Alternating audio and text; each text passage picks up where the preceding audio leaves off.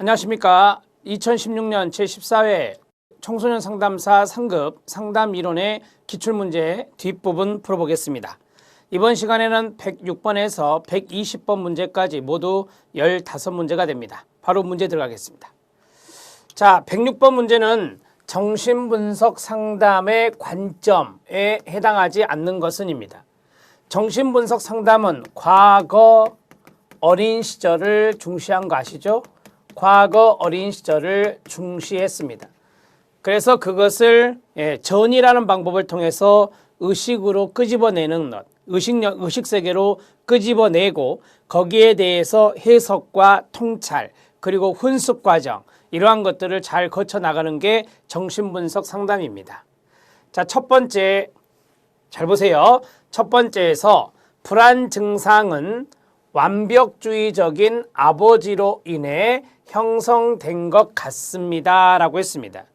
그러면 이거는 과거 아버지가 완벽주의 성격이었고 그 아버지 때문에 불안 증상이란 것이 형성되었다라고 하는 것이죠. 맞습니다. 자, 여기에서 불안 증상이나 완벽주의 이런 것들이 다 신경증적인 것이거든요. 그래서 정신분석적 관점 맞습니다. 학대받은 과거보다는 끊어요. 현재 어떤 선택을 하느냐가 더 중요하다고 봅니다. 이건 정신분석 아니에요. 현재 선택을 중요하게 생각했으니 이거는 현실 치료와 관련성이 있다. 이렇게 보시면 되겠습니다. 2번 지문은 탈락입니다. 3번 지문입니다. 음식 조절을 못하는 것은 아무래도 힌트, 구강기 욕구 충족 문제 때문인 것 같습니다 라고 했어요. 구강기 욕구 충족의 문제 과거죠.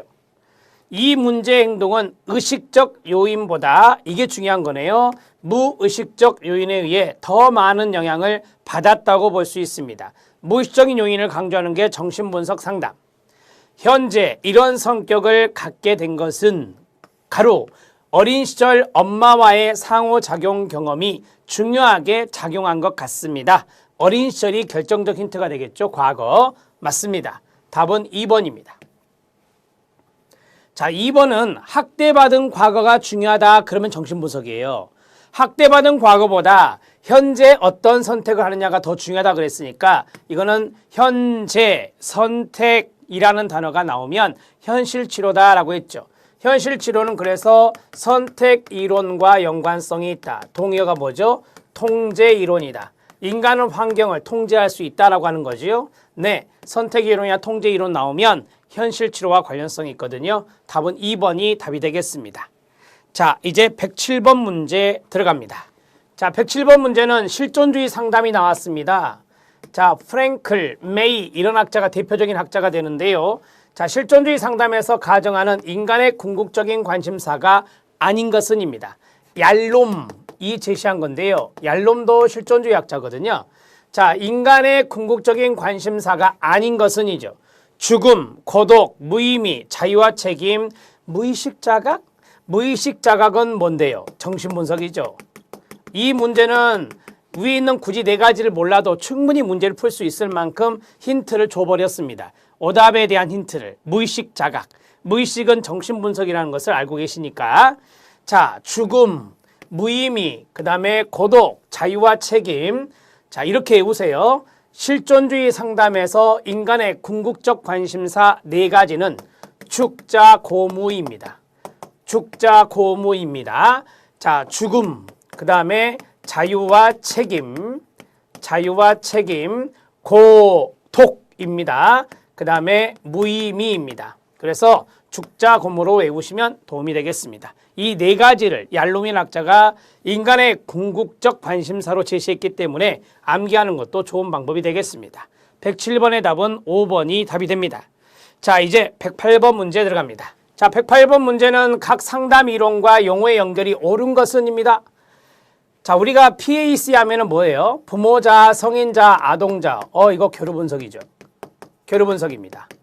현실 치료 아니에요?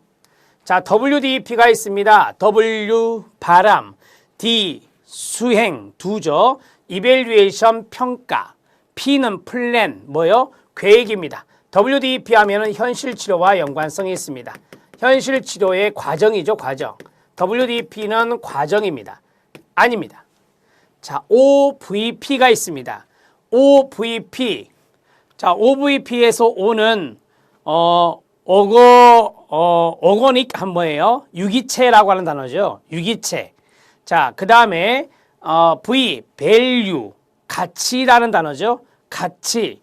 그 다음에 P, P는 우리가 프로세스라고 하거든요. 과정이에요. 그래서 OVP는 유기체의 가치화 과정이랍니다. 유기체의 가치화 과정이라고 해요.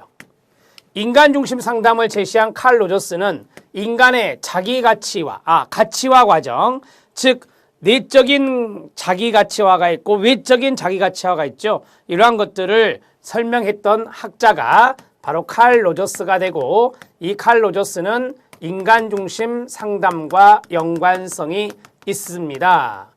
맞네요. 자, 그 다음에 ABCD 누굽니까? 앨리스. 앨리스의 뭐예요? 예, 합리정서행동치료. 합리정서행동치료, RDBT와 연관성이 있습니다. 베이직 아이디가 뭐죠? 베이직 아이디. 베이직 아이디가 다중양식치료라고 하죠. 다중양식치료 또는 중다양식치료. 라자루스의 여기 다중양식치료는 인지행동치료 중에 하나입니다.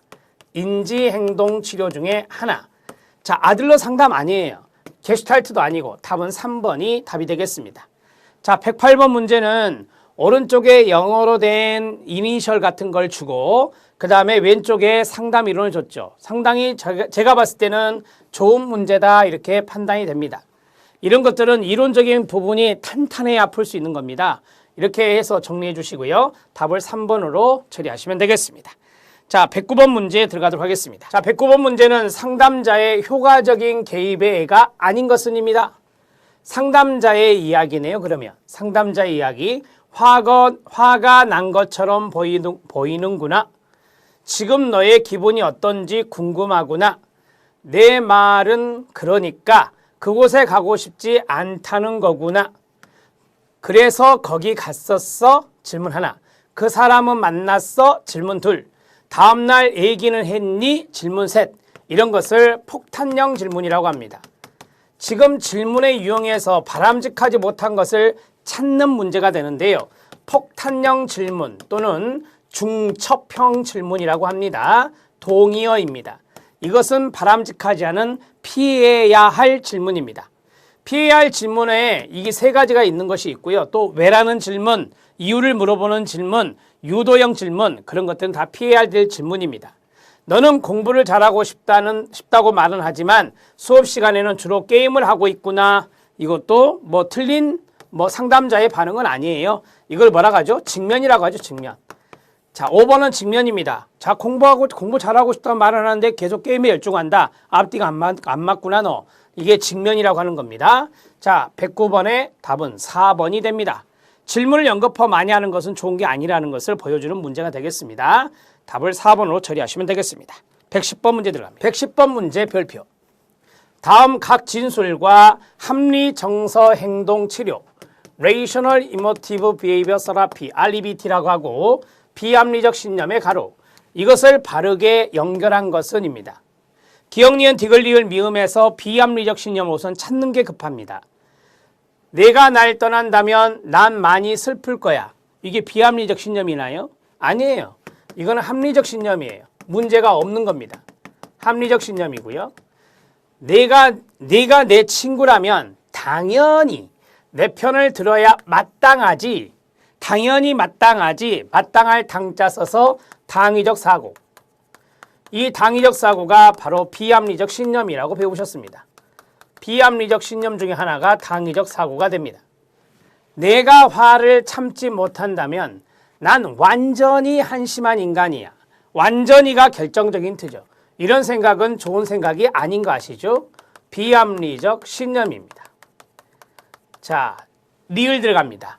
나는 내가 요청할 때 내게 구체적으로 말해주면 좋겠어 라고 했어요. 이건 비합리적 신념 아닙니다. 이거는 합리적 신념입니다. 문제가 없는 거라고요. 자, 그 다음에 미음 들어갑니다. 이건 절대 참을 수 없어.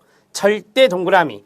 이런 일은 있을 수 없는 일이야. 이런 것들은 비합리적 신념. 자, 비합리적 신념의 내용이 3개 나왔고 합리적 신념이 2개가 나왔습니다. 자, 기억과 그 다음에 쭉 보면 리을은 합리적 신념입니다. 문제를 보니까 비합리적 신념 찾기인데요. 자, 기억과 리을을 봐주세요. 리을이 들어가 있네요. 기억이 들어가 있네요. 네, 리을이 들어가 있네요. 그러면 답은 1번과 5번 중에서 골라내는 겁니다. 이런 식으로 접근하셔도 돼요. 자, 보면 바르게 연결된 거니까 다 하나 찾는 거잖아요. 그렇죠? 네. 자, 이제 니은에 보니까 타인에 대한 당위적 요구. 자, 디귿과 미음에 보니까 세상에 대한 당위적 요구 이렇게 나왔어요. 이제 이걸 찾으면 되는 건데 우리가 보통 이 지문에서 나, 자신, 타인, 그 다음에 세상 이렇게 3가지로 구분해서 봤을 때 내가 내 친구라면 당연히 내 편을 들어야 마땅하지. 이것은 타인에 대한 겁니다. 그렇죠? 네, 내가라고 했으니까.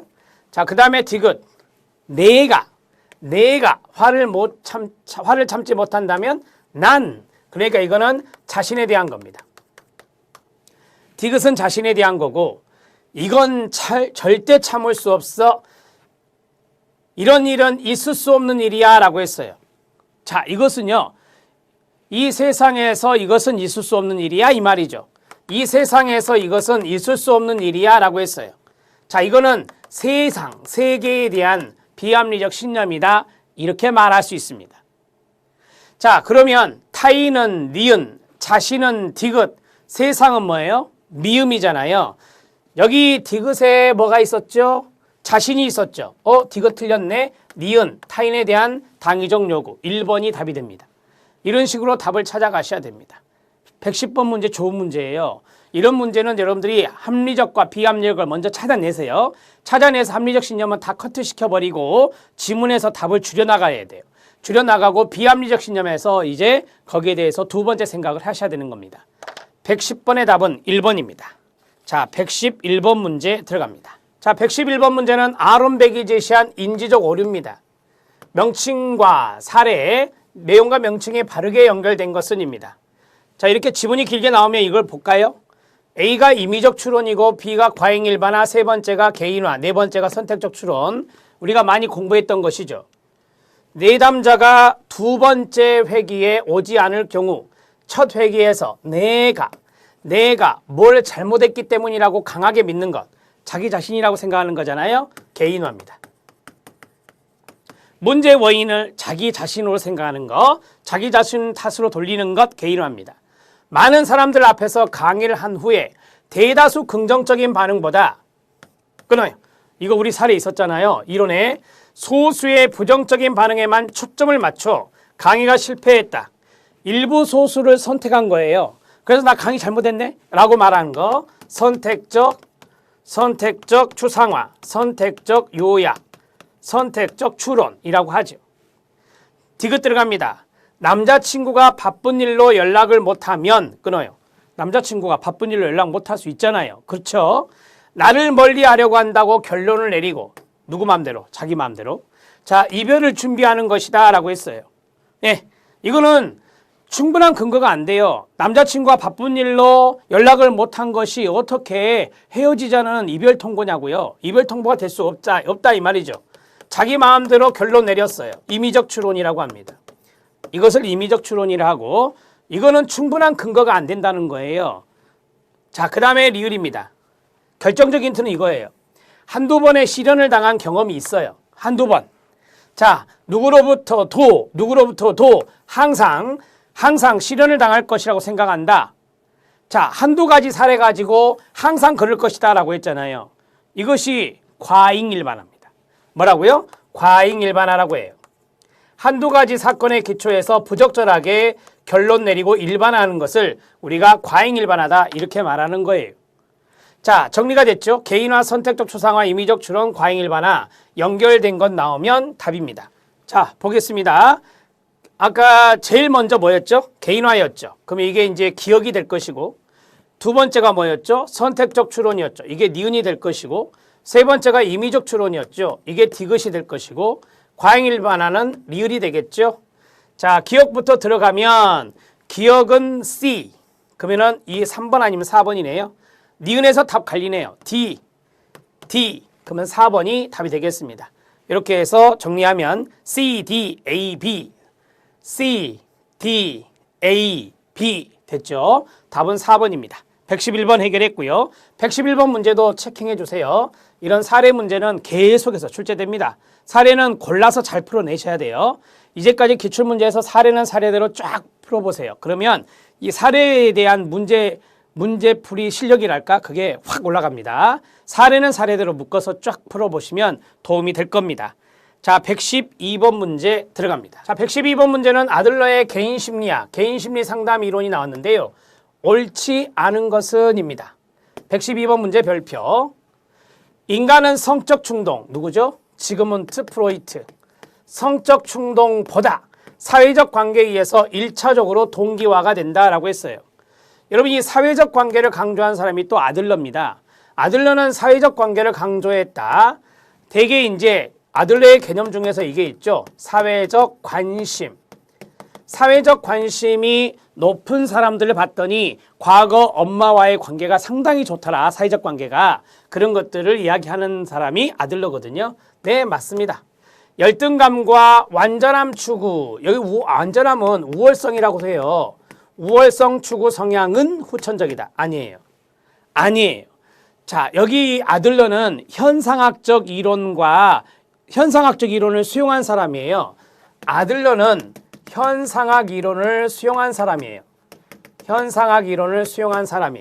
현상학 이론은 로저스죠. 예, 따라서 열등감이라고 하는 거나 우월성 추구, 완전함 추구는 인간이 선천적으로 가지고 있는 것이다 라고 이야기를 했습니다. 자, 로저스도 그래요. 인간의 잠재 능력은 선천적인 거다. 타고난 것이다. 이렇게 이야기하는 것이죠.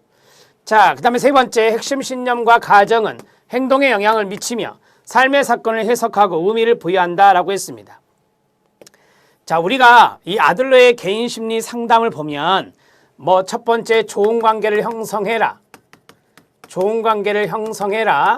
그 다음에 개인의 역동성을 탐색해라.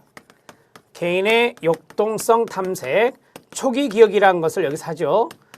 자, 그 다음에 통합과 요약을 합니다. 통합과 요약을 하고 그 다음에 재교육을 합니다. 재교육은 재정향이라고, 방향 재조정이라고 해서 뭐 재정향 이런 말도 쓰는데요. 자, 재교육이라고 많이 이야기합니다. 그러면 우리가 이제 그 내담자의 초기 기억을 회상을 해서 그러한 역동성을 충분히 탐색을 해요. 그러한 것들이 이제 핵심 신념과 가정이 되고 이런 것들이 이제 행동에 영향을 줘요. 행동에 영향을 주고 삶의 사건들, 이제까지 쭉 있었던 삶의 사건들, 그런 것들을 해석하고 의미를 부여한다. 그게 바로 뭔지 아세요? 네, 통합 요약을 해요. 사건들을 해석하고 의미를 부여해서 자, 뭐예요? 재교육을 하는 것입니다. 지금 이 3번 지문이 이 순서를 지금 이야기하고 있는 거예요. 핵심 신념과 가정은 행동에 영향을 주고, 내담자 행동에 영향을 주고, 그 다음에 삶에 많은 사건들이 있는데 그 사건들을 해석하고 의미를 부여해서 재교육을 하는 과정을 거치게 되는 거예요. 그게 바로 아들러의 개인심리 상담에 나와요. 출생순위, 가족 내 위치, 누가 말했죠? 네, 아들러입니다. 마지, 중간아이, 막내, 독자의 특징이 있잖아요. 심리적 특성과 대인관계 방식에 당연히 영향을 줄 것입니다. 공감과 상호 존중을 바탕으로 하는 사회적 관심은 정신건강의 핵심 지표가 된다. 사회적 관심 여기 있네요. 사회적 관심이라는 것은 사회에 공헌하고자 하는 성향이에요. 사회에 공헌하고자 하는 성향인 이 사회적 관심은 정신건강의 핵심 지표가 될 수 있습니다. 그래서 사회적 관심이 높은 사람들이 생활 양식이 사회적 유용령이 되는 거예요. 바람직한 생활 양식. 답은 2번입니다. 열등감과 완전함 추구 성향 이런 것들은 선천적인 것이다. 이렇게 보시면 되겠습니다. 112번의 답을 2번으로 처리하시고요. 113번 문제 들어갑니다. 자, 113번 문제는 유능한 상담자가 갖춰야 할 자질로 옳은 것을 모두 고른 것은입니다. 쉽습니다. 어렵지 않고요. 자신의 일에 열정적이며 내담자를 위해 개인적인 여가 시간을 제한해요? 아닙니다. 자, 자신의 일에 열정적인 것은 맞아요. 그러나 내담자를 위해서 자기 여가 시간을 제한해 가면서까지 상담을 한다? 이건 자질이 아니죠. 유능한 상담자의 자질이 아니라고요. 자신의 신념과 가정들이 다문화 내담자들에게 적절한지 숙고한다라고 했어요. 이 신념은 가치관을 말하는 거예요. 내 가치관이 다문화 내담자에게 적절한가 자기 성찰, 숙고를 하는 거 좋습니다. 자신을 존중하고 수용하며 변화와 도전에 개방적이랍니다. 네, 유능한 상담자의 자질입니다. 효과적인 대인관계 기술을 갖고 타인의 복지에 관심을 갖는다. 내담자 복지에 관심을 갖는 거 유능한 상담자의 자질입니다. 현재보다도 과거의 경험, 아니요. 현재를 보다 더 중요하게 여기죠. 현재 또는 미래 지향. 현재 또는 미래를 지향하는 거, 이런 것들이 더 바람직해요. 자, 실수를 기꺼이 인정한다. 좋아요? 네, 좋습니다. 뒷부분은 좋은데 앞부분이 틀렸어요. 따라서 1번 기억 탈락, 미음 탈락입니다. 그래서 답은 니은과 디귿과 리을이 옳은 내용이 되겠습니다. 자, 니은, 디귿, 리을 3번에 있네요. 옳은 내용 찾았고요. 3번으로 답을 처리하시고 114번 문제 들어갑니다. 자, 114번 문제 여성주의 상담 나왔어요. 여성주의 상담도 한 문제 정도 출제될 수 있습니다. 별표해 주시고요. 옳지 않은 것은 입니다. 자, 여성주의 상담의 기본적인 원리 이런 것들이 있는데요. 이제 우리는 이론서에 이런 것들 다 봤습니다. 보십시오. 남녀의 행동의 차이가 있을 수 있죠. 남녀의 행동의 차이는 선천적인 게 아니고 뭐다? 사회화에 의한 것이다 라고 했어요. 자, 사회화에 의한 것이다. 사회적 경험에 의한 것이다. 쉽게 말하면 사회적 경험에 의한 것이다. 사회적 경험을 하면서 남녀의 행동 차이가 나타난다. 네, 맞습니다. 내담자들의 문제는 개인적인 특성보다 그렇죠. 사회 정치적인 환경에 의해서 더 잘 유발된다라고 했어요. 내담자가 누구겠어요? 여성분이겠죠. 따라서 사회 정치적 환경, 사회 불평등 이런 것들이 여기에 들어갈 수 있네요. 사회 불평등 그런 것에 의해서 문제가 나타날 수 있다라고 하는 거죠. 그래서 여성주의 상담은 양성평등을 강조한다. 이런 말씀도 드렸습니다. 상당히 이제 정치적인 부분들이 있잖아요. 그렇죠? 자, 세 번째, 인간 성장과 발달에 대해 연대성과 상호 우존성보다는 끊어요. 독립성과 자율성을 더 강조한다. 아닙니다. 인간 성장과 발달에 있어서 연대, 상호 우존성 이런 것들을 더 강조해요. 그래서 사회 연대의 원리, 사회적 책임성, 사회 연대의 원리, 사회 책임성, 원리, 사회적 책임성 이런 것들을 강조하는 거예요. 그게 바로 여성주의 상담입니다. 독립성, 자율성을 더 강조하는 게 아니라 자, 네 번째 상담의 원리는 계층, 인종 등에 확대 적용될 수 있습니다. 자, 계층적인 부분이나 인종적인 부분에 차별 요소가 있어요, 없어요? 있죠. 차별 요소가 있어요. 따라서 이 차별 요소를 해결해서 양성평등으로 가져가는 것이 여성주의 상담에서 강조하는 거거든요. 그래서 이 상담의 원리는 계층적인 부분이나 인종적인 부분에 확대 적용할 수 있습니다. 맞습니다. 내담자의 개인적인 변화뿐만 아니라 그렇죠. 사회 변화에도 관심을 갖습니다. 양성평등한 사회 그런 것들을 부르짖는 것이 여성주의 상담과 관련성이 있다 그랬으니까요. 맞습니다. 답은 3번입니다. 앞에서 우리가 통합적 상담 배웠잖아요. 통합적 상담, 절충적 상담 한 문제, 그 다음에 여기 있는 여성주의 상담 한 문제, 대개 한 문제씩 출제가 됩니다. 이 두 가지는. 그래서 이 기출문제에 나왔던 것을 쭉 점검해 보는 것도 상당히 좋은 학습 방법이 될 수 있겠습니다. 114번 문제 해결했고요. 답을 3번으로 하시고 115번 문제 들어갑니다. 115번 문제는 상담 첫 회기에 주로 이루어지는 개입이 아닌 것은입니다. 자, 이것도 사례 문제네요. 상담 첫 회기, 1회기입니다. 1세션을 말하는 건데 자, 1세션에서 아버지 말 때문에 많이 실망했나 보구나. 아버지에게 배신감을 느끼는지 궁금하구나. 나도 아버지에 대해 비슷한 경험이 있단다. 아버지의 말에 내가 어떻게 대답했는지 말해보렴. 내가 공부에 흥미를 잃는 건 아버지에 대한 반감이 무의식적으로 작용했기 때문인 것 같구나라고 했어요. 여러분 제가 쭉 읽어드렸는데요. 여러분 상담의 첫 회기에 1세션에 상담 내담자에 대한 문제를 해석할 수 있나요? 해석이라고 하는 것은 저기 뒤에 하는 거예요. 지금 제가 여기 1번부터 5번까지 중에 해석이 어떤 거예요? 해석. 5번이에요. 자, 이 보면 내가 공부에 흥미를 잃는 거 이게 문제잖아요. 이 문제에 대해서 해석을 해줘요. 설명을 해줘요. 아버지에 대한 반감이 무의식적으로 작용했기 때문이야. 자, 이게 뭐냐면 설명해 준 거예요. 이걸 우리가 뭐라 하느냐? 해석 기술이라고 합니다. 이 해석 기술은 바로 언제 하냐? 중기 때 상담 중기 때 나타나는 거예요. 상담 중기 과정에서 해석을 쓰는 거거든요. 첫 회기에 쓰는 게 아니라. 그래서 5번이 답이 되는 것입니다. 이렇게 정리하시면 되고요. 자, 제가 이제 조금 더 디테일하게 조금 받아주면 아버지 말 때문에 많이 실망했나 보구나. 네, 이거는 이제 공감 반응으로서 일종의 이제 실망감이라고 하는 감정 반영을 했다. 이렇게 보시면 되겠습니다. 자, 아버지에게 배신감을 느끼는지 궁금하구나라고 했어요. 배신감도 일종의 감정이거든요. 자, 감정을 탐색하는 방법입니다. 자, 그것이 궁금하구나라고 했으니까 감정 탐색과 연관성이 있어요. 그 다음에 세 번째는 나도 아버지에 대해 비슷한 경험이 있어 라고 했어요. 상담자의 자기 노출이죠.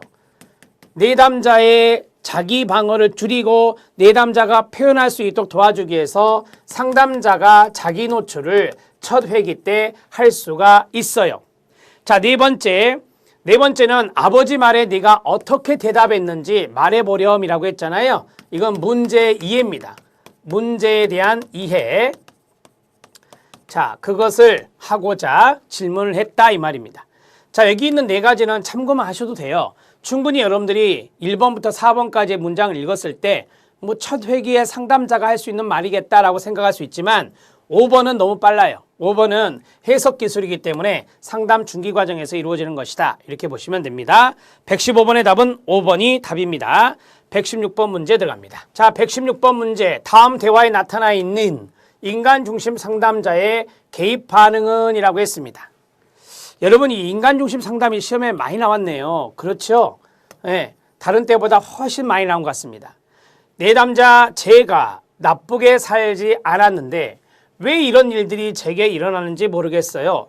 그 친구는 왜 이런 경험을 내게 안겨주나 싶어요. 내가 더 잘했으면 떠나지 않았을 텐데 라는 생각이 들면 너무 힘들어요 라고 했습니다. 상담자, 내가 더 잘했다면 막을 수 있었을 거란 죄책감이 들면서도 그 친구가 원망스럽고 왜 이런 일이 나에게 일어났을까 라는 생각이 들어 의아하고 억울하겠어요 라고 했어요. 자, 여기에 보면은 죄책감이라는 단어가 있어요. 원망함이 있어요. 그 다음에요, 억울함이 있어요. 이러한 것들이 다 뭔지 아시죠? 정서적인 부분입니다. 네, 감정적인 부분이라고요. 상담자가 지금 이렇게 이야기했다는 것은 여러분이 개입 반응이라고 그랬으니까 상담자 말이 더 중요한 겁니다. 상담자 말이. 따라서 여기에 대해서는 공감을 해주고 있는 거예요. 공감. 우리가 인간 중심 상담에서 무조건적, 긍정적 존중이 있어요. 그 다음에 공감적 이해가 있어요. 세 번째, 상담자가 자신을 표현하는 뭐요? 네, 진솔성이 있어요. 여기에서는 공감 반응을 해주고 있는 거예요. 인간 중심 상담이란 게 힌트예요. 그래서 공감적 반응 4번이 답이 되는 것입니다. 1번에 자기개방이 있는데요. 이 자기개방은 상담자의 자기개방은 일치된 진솔성하고 연결되는 이야기입니다. 자, 3번에 있는 감정 자각이 아니라 이거는 공감적인 반영을 해주고 있는 겁니다. 공감적인 반영.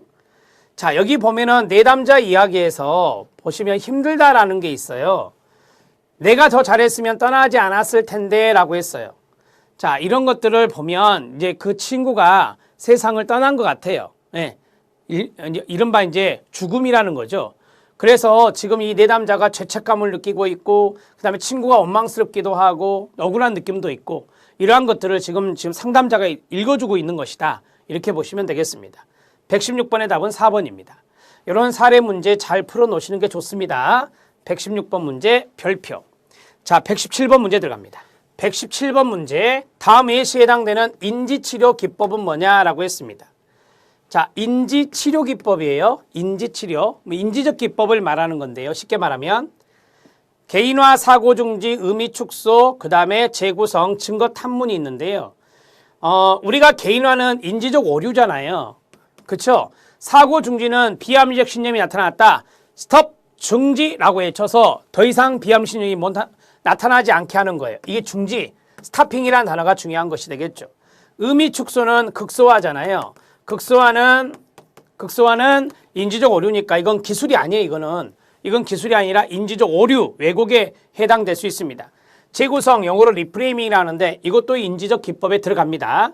그 다음에 증거 탐문, 증거에 대해서 이제 계속해서 묻는 것이다, 퀘천해 주는 것이다 라고 했어요.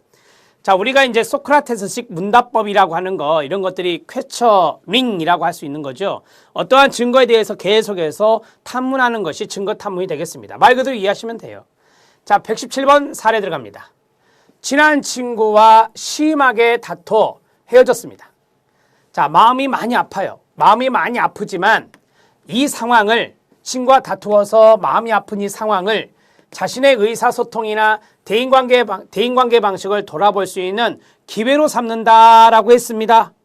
자, 문제가 있는데 그 문제에 대해서 부정적으로 생각하지 않고 긍정적으로, 즉 의사소통이나 대인관계 방식을 돌아볼 수 있는 계기가 되었다 그랬잖아요.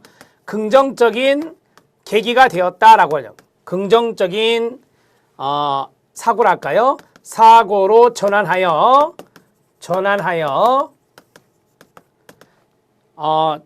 되돌아볼 수 있는 계기가 됐다.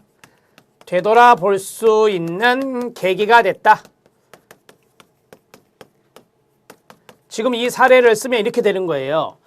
긍정적 사고로 전환했어? 따라서 사고는 인지적 기술이구나. 인지적 기법이구나. 이것이 뭔데요? 리프레이밍, 재구성, 동의어, 재정의, 동의어, 재명명. 요 세 가지 정도 아시면 돼요. 재구성, 재정의, 재명명이라고 하는 기술입니다. 답은 4번입니다. 자, 117번도 알아놓으시는 게 좋아요. 왜요? 사례 문제잖아요. 이거 사례입니다. 사례를 주고 재구성, 재명명, 재정의 찾는 거 많이 나왔거든요. 알아놓으실 필요가 있는 문제라는 것입니다. 117번 문제 해결했고요. 4번이 답입니다. 사고 중지라고 하는 것은 내담자가 비합리적인 사고를 하고 있을 때 거기에 대해서 중지라고 외치는 거죠. 상담자가. 중지라고 외쳐서 내담자의 비합리적 신념이 더 이상 나타나지 않도록 막는 기법입니다. 118번. 상담의 목표 설정. 시험에 안 빠지고 나오는 건지 아시죠? 자, 옳은 것을 모두 고른 것은입니다. 호소 문제가 있어요. 그걸 고려해서 당연히 목표를 설정해야 되겠죠. 자, 그 다음에 구체적이고 맞아요. 실현 가능한 목표를 설정하는 거 맞겠죠. 자, 내담자의 상담 준비도라든지 개인의 능력이라든지 관계 자원 이런 거 고려해서 그렇죠. 현실적으로 설정하는 것이 좋습니다. 현실적으로 설정하는 거 맞습니다. 상담 초기에 설정된 목표는 종결할 때까지 바꾸지 않습니까? 아니요. 목표는 수정할 수 있습니다. 목표는 내담자와 상의해서 목표 수정 가능합니다. 이것을 우리가 융통성이라고 하거든요. 상담에는 융통성이 필요합니다. 그래서 리을 지문 탈락이고요. 답은 3번 기역과 니은과 디귿이 답이 되겠습니다. 자, 충분히 아시겠죠? 어려운 부분 없습니다. 상담 목표 설정, 여기 설정의 원리가 있잖아요. 그 원리는 내담자가 원하는 결과, 내담자의 원하는 결과와 관련성이 있어야 됩니다. 상담자가 가지고 있는 자질, 또 가지고 있는 이론적인 배경, 거기에 맞게 적합하게 목표가 설정돼야 합니다. 이건 목표를 설정할 때는 긍정형으로 쓰는 게 좋아요. 자, 무엇 하기 이런 식으로 내담자의 성장을 위해서 긍정형으로 쓰는 게 좋습니다. 자, 됐죠, 여러분? 이 정도만 설명해 드리고 넘어가겠습니다. 118번의 답은 3번입니다. 119번 문제 들어갑니다. 인간 중심 상담 또 나왔어요. 자기와 경험의 불일치. 자기와 경험의 불일치. 여기에 관한 설명으로 옳지 않은 것은입니다. 자기, 경험, 이것의 불일치. 여러분, 우리가 어렸을 때 부모님이 너 뭐 되면 좋겠다 라고 이야기하죠. 그러면 과거 어린 시절 아동기 때요. 아, 나는 뭐가 돼야 되겠다 라고 하는 이상이 생깁니다. 이게 바로 이상적 자기라고 해요. 그런데 내가 경험을 해봤어요. 경험을 해봤는데 그 어린 시절의 이상으로 생각했던 거랑 현실적으로 나랑 안 맞아요. 경험을 해보니까. 자, 그랬을 때 처음에 했던 이상적 자기와 현실적 자기가 달라진다라고 하는 겁니다. 자, 이랬을 때 이제 심리적인 고통, 부적응이 나타날 수 있는 것이죠. 이런 것들을 이야기한 사람이 칼 로저스입니다. 인간중심 상담에서 이것을 이야기하고 있는 건데요. 부모가 제시한, 누가 제시한? 부모가 제시한 가치 조건과 자신의 현실적 경험에 불일치는 불안을 유발한다. 이게 불안이에요. 불안을 유발한다. 맞나요? 네, 맞아요. 부모에 의해서 제시된 가치 조건이 자신의 현실적인 경험. 이게 무슨 경험? 현실적 경험. 이것의 불일치는 불안을 유발시킨다. 네, 맞습니다. 2번 들어갑니다. 아동은 부모의 기대와 가치를 내면화한 게 이겁니다. 자, 이것이 현실적인 자기를 형성하는 게 아니라 이상적 자기를 형성한다라고 합니다. 그림 그려드린 대로 가시면 돼요. 자, 그 다음에 부모의 조건적 사랑을 받은 아동은, 자, 부모가 조건적인 사랑을 합니다. 무조건적인 사랑을 해야 되는데 부모가 조건적인 사랑을 하면 거기에 대해서 아동은 그쪽으로 따라갈 수밖에 없습니다. 그래서 자신의 특성을 선택적으로 수용한다라고 했어요.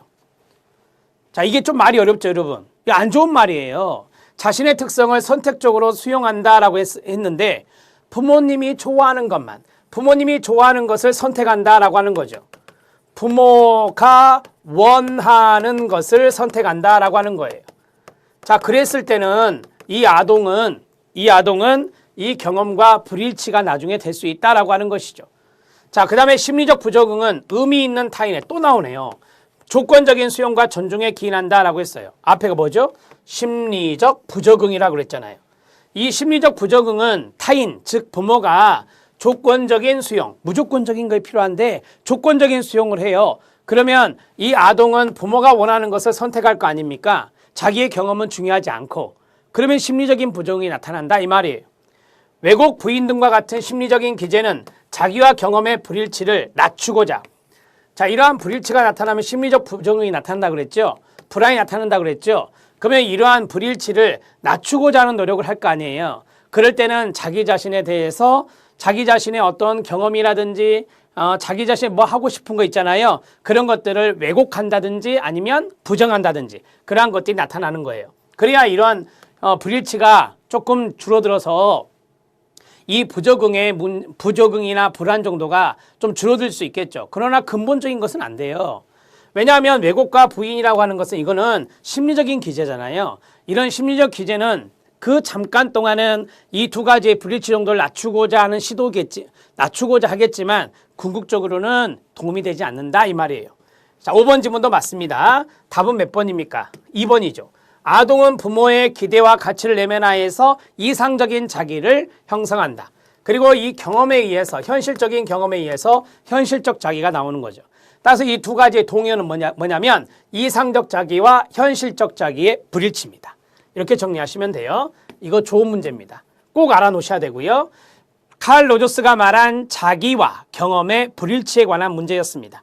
정리해 놓으셔야 됩니다. 요걸 알아놓으시면 도움이 됩니다.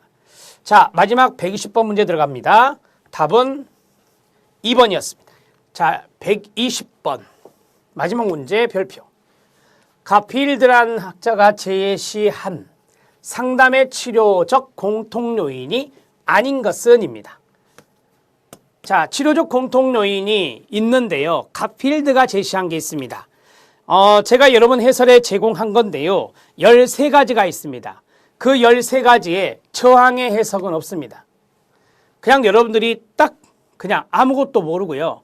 가필드가 제시한 치료의 공통 요인에 대해서 13가지를 아무것도 모르고요. 그냥 이 문제를 봤다고 가정해 볼게요. 저항의 해석, 치료적 관계, 문제의 측면, 정서적 발상과 정화, 자기 문제에 대한 둔감합니다. 여러분 이 가필드가 이야기한 것이라고 그랬죠? 네. 그런데 이 저항의 해석은 누가 말했어요? 저항이 있다? 전이가 있다? 해석해라. 누가 말했다고요? 지그문트 프로이트가 말한 거예요. 자, 1번이 답입니다. 1번이. 그런데 여기서 조심할 게 있어요. 그 13가지 중에 해석이 있어요. 해석이 있어요.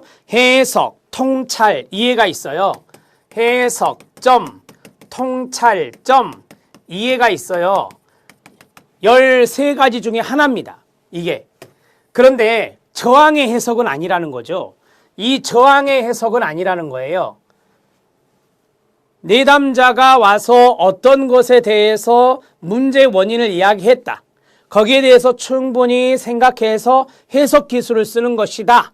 그게 바로 이거예요. 저항이 있을 때 해석하는 것은 지그문트 프로이트와 연관된 정신분석에서 쓰는